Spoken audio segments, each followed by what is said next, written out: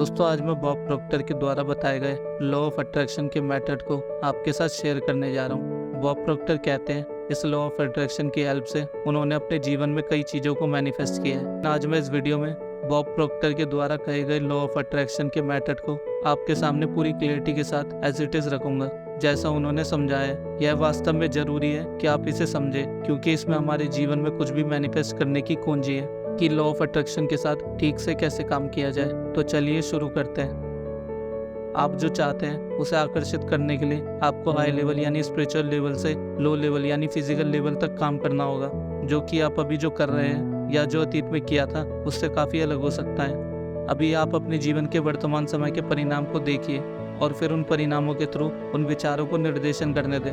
अपने वर्तमान परिणामों को देखने से आप कुछ विचार सोचने लगते हैं जो भावनाएं उत्पन्न करते हैं। वे भावनाएं कार्यों का कारण बनती है और कार्य परिणाम उत्पन्न करते हैं। समस्या यह है कि एक ही परिणाम है और आप इसे बार बार उत्पन्न करते रहते हैं। दोस्तों इसको हम एक एग्जाम्पल के थ्रू देखते हैं। सोचिए कि आपका बैंक बैलेंस काफ़ी लो है, तो आप अभाव और हानि के बारे में सोचने लगेंगे और फिर आपके मन में गरीबी से रिलेटेड विचार उत्पन्न होने लगेंगे, जैसे घर का रेंट ना चुका पाना, EMI ना दे पाना आदि।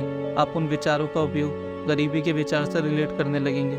हालांकि जो विचार आप अपने मन में रख रहे हैं वह आपके भविष्य के परिणामों में प्रकट होता है। आप वास्तव में ना चाहते हुए भी उसी चीज़ का चुनाव कर रहे हैं जो आप कहते हैं कि आप नहीं चाहते, जैसे आपके बैंक खाते में लो बैलेंस होना। इसकी जगह अपने कम बैंक खाते को देखें और बोलना शुरू करें, मुझे नहीं लगता कि मैं यही चाहता हूँ। फिर यह सोचना शुरू करें कि आप क्या चाहते हैं। अपने बैंक खाते में मौजूद अपनी इच्छा अनुसार पैसों की इमेजिनेशन बनाएं। दोस्तों अब इस एग्जाम्पल के बाद मैं आपको ये समझाने की कोशिश करता हूँ कि लॉ ऑफ अट्रैक्शन काम कैसे करता है। तो जब हम अपनी इमेजिनेशन के थ्रू किसी भी डिज़ायर को इमेजिन करते हैं, यहाँ आपको ध्यान रखना है कि आपकी इमेजिनेशन की छवि बहुत ही क्लियर होनी चाहिए, लेकिन ऐसा हर किसी के लिए करना आसान नहीं होता।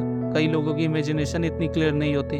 तो इसको क्लियर करने का एक तरीका मैं आपको बताता हूँ, जो है रेपिटेशन। किसी थॉट को बार बार रिपीट करके आप उस इमेज को क्लियर कर सकते हो। तो इस लॉ में जो सबसे पहला और ज़रूरी काम है वो है इस इमेज को क्लियर करना।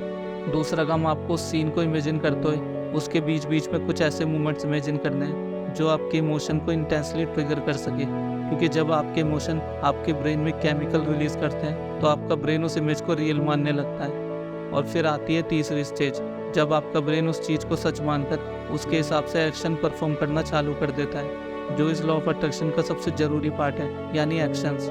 आपके इमोशन जितने इंटेंस होंगे आपके एक्शन भी उतने ही इंटेंस होंगे, क्योंकि यहाँ अब ब्रेन उस इमेज को रियल बनाने का काम कर रहा है। लॉ ऑफ अट्रैक्शन का सीधा सा मतलब है thoughts equal to emotions, emotions equal to actions, actions equal to results. यही लॉ ऑफ अट्रैक्शन का सिंपल सा रूल है। दूसरा काम जो आपको करना है वो है इस बात से हमेशा अवेयर रहना कि आप किसी भी क्षण कैसा महसूस कर रहे हैं। यदि आपको बुरा लग रहा है तो इसे पहचानें, क्योंकि आपके मन में नकारात्मक विचार आ रहे हैं। फिर आप जो सोच रहे हैं उसे तुरंत बदले ताकि वाइब्रेशंस भी तुरंत बदल जाए। तीसरा काम ग्रेटिट्यूड महसूस करना है। दोस्तों ग्रेटिट्यूड व्यक्त करने से आपकी वाइब्रेशंस तुरंत बदल जाती है और आपकी वाइब्रेशंस अबेंडेंस के साथ जुड़ने लगती है और हमारा ब्रेन अबेंडेंस को महसूस करने लगता है। अगर आपको ये वीडियो पसंद आई हो तो राइट साइड में आ रही वीडियो पर क्लिक करके power of your subconscious mind की असीम शक्ति पर मेरी वीडियो देखिए। अंत में मैं यही कहूँगा, मंजिल जरूर मिलेगी।